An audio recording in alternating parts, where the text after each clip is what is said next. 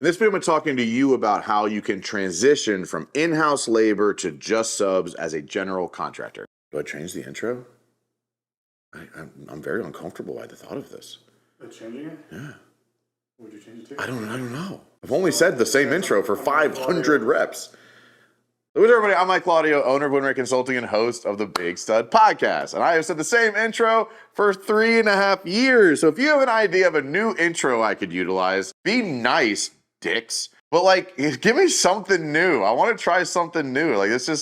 I'm over 500 attempts at just this one intro. It just seems like something could be done differently. I don't know. Cooper thinks that I should change it, but also has no idea what I should change it to. So if you have ideas, audience, because viewership on YouTube is so nice all the time, on what my intro should be going forward, I'd love to just see what you have to say about this. We're gonna have to monitor the comments on this video. Comment below what you think my intro should change to in the future. If you win, I'll give you a free 30-minute coaching call. There you go. I'll give you a free 30-minute coaching call if we choose your new intro as what I'm going to utilize going forward. I think that's fair, Coop. So.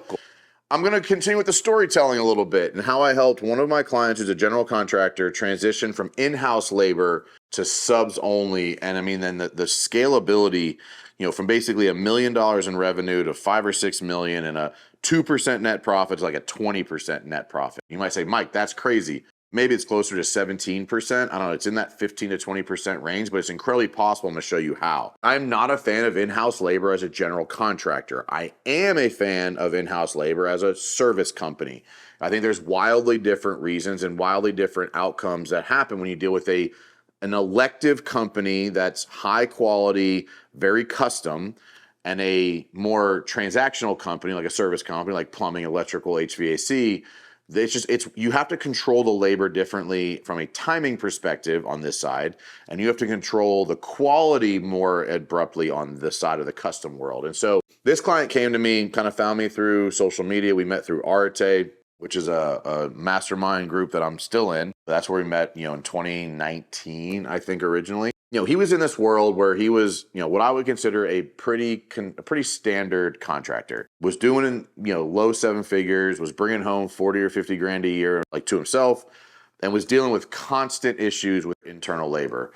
Because the problem with internal labor in a high custom environment, like a full-blown residential general contractor, is that they have to provide so many different services. They're never going to be the best at any of them.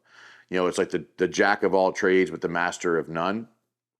And so when you're doing high custom, you need to be able to paint really high quality. You need to be able to do tile work and electrical work and plumbing, in very creative custom ways. And your in-house labor is just never going to be versatile enough for it to be worth the headache and the overhead and the management and the hiring and the accountability and all that kind of stuff. And so we transitioned him from kind of that internal sub work or internal labor to sub only through a design build transition. And so there's, I think, 2, maybe 3 really key things that we did. First is we recognized that the internal labor was just too expensive for the amount of work they were getting done. So maybe your team's different. Maybe they're incredibly skilled, incredibly gifted, incredibly independent, don't need a lot of oversight.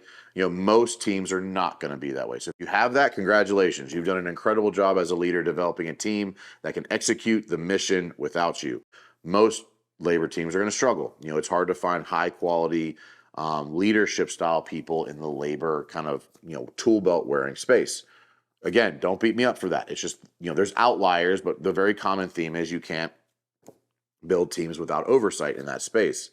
And so we realized how much time he was spending managing the internal assets and recognized that it was pulling away from so many other things that he could be doing while also minimizing the quality level that team could produce across all the services needed. They were very good at framing, very good at decks, very good at trim work, but when it came to paint, some of the team wasn't very good, or tile, some of the team wasn't very good, or roofing, obviously. So we had some subs, but a big part of it was internal labor. And so we looked at how much time was being dedicated to it and how it was negating the quality control. So that's the first step, is understanding how much time, energy, effort, and money you're spending on that internal team related to the quality of their output. Because one of the biggest misses I think I see with internal labor is people do not quantify revisits, right? Quality from a warranty call perspective, because you're paying that person per hour to do more of a project-based service. Like, hey, install these cabinets. You hire a sub, they say, hey, we're going to charge you $3,500 to install the cabinets. Cool, you know exactly what your expense is for that. If they mess things up and they got to come back, they're still getting paid the same amount. With your internal labor, you might say, hey, I'm budgeting for this cabinet install to take 3 days. Well, if it takes 4, you just increased your expense on that labor team by 33%. May not seem like a lot on one project, but increase your labor burden by 33% across the year because everything takes an extra day. That's massive because you're just not calculating it into your budget appropriately. As well as revisits or warranty calls. If you have a warranty issue on your cabinets and you call the cabinet install company, it's under warranty. They're sending somebody back. When you send somebody back, it's costing you hourly rate to send that person back. It's costing you fuel. It's costing you time. It's costing you the opportunity loss on the project they were supposed to be on that day, not reworking a project they've already done. And so those additional expenses on that labor burden down the road significantly hurts the overall profit margin, and it's really difficult to track that stuff. So looking at the difference between subbing everything out with a contract and project-based pricing compared to in-house labor, it was a massive miss and was really hurting his profit margins, as well as like turnover and HR issues and employee issues and paperwork and all the other stuff that happens with that. Second, we were looking at the quality level was really hurting his ability to get into a higher luxury market, which typically comes with higher, bigger projects, bigger profit margins, more clients that have a much higher expectation level from what they're looking for. So that was the other part we looked at. What projects can we take on? How big of a project can we take on? How high end of a project can we take on? We realized that the trust factor wasn't there to go sell bigger projects or more profitable projects or selling projects at a higher price because he didn't trust his team to deliver to the standards that were his level. And so he felt a certain integrity to not selling projects above his team's capacity or ability to perform. So those two things, added expense and minimum growth, hurt the overarching bottom line. We implemented a more design build process where we have a strict design part of the process. And what that does is, so he's actually charging for the design process, which is architecture, design layout, selections, colors. And what that allows him to do now is before they even go into the construction process, they have a fully baked scope of work to be able to get it quoted out from subs.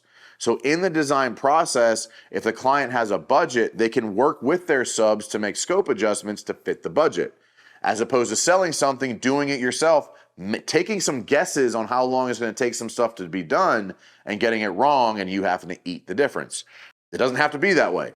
You can build the design process, which he's charging for, anywhere from $5,000 to $25,000 just for the design process, for his team's time, energy, effort, skill set, all the things that go into that. He's now able to monetize that part of the process and deliver a substantially better customer experience. Doing that was able to take him from that 1 to 2 million to 5 to 6 million and literally 6x his net profit margin because he was so much more in control of the expenses. He was so much more in control of the process. He was so much more in control of the scope. He was so much more in control of the subs compared to the labor.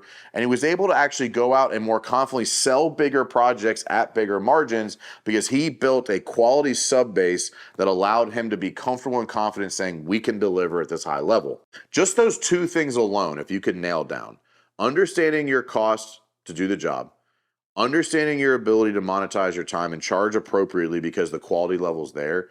If you can pull those two things off, you will have run a substantially better client experience, which means your company will win at a substantially higher level. This customer over the last 3 years went from customer to employee, aka he's one of the coaches on our team now. I'm incredibly proud of what he's done, but he went from 40 grand to 50 grand personal income to 7 figures of personal income in 2 years due to the time he had to make money in other avenues, due to the higher profitability of his company. And now he gave a little bit of equity share, I believe, don't quote me on that, but I believe he gave some equity share to some key employees and now they run the company.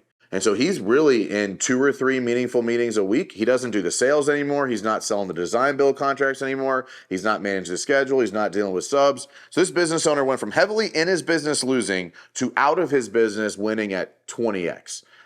I'm not going to take all the credit for that because this dude did an incredible amount of work to get there. But the accountability and belief and borrowed confidence he got from having a coach took his business to the next level that he couldn't even have imagined. And so now he gets to the benefit of being on our team and now pouring those lessons into future clients as well, which maybe could be you. But if you're a general contractor trying to separate from the employee labor to subs, it's not impossible. It's very possible and actually incredibly easier to manage your business profitably. So if you have questions on that, let me know. Comment below or reach out. Go to MikeClaudio.com, go to WinRateConsulting.com, reach out to us. Give us a chance to help you win fast and win often.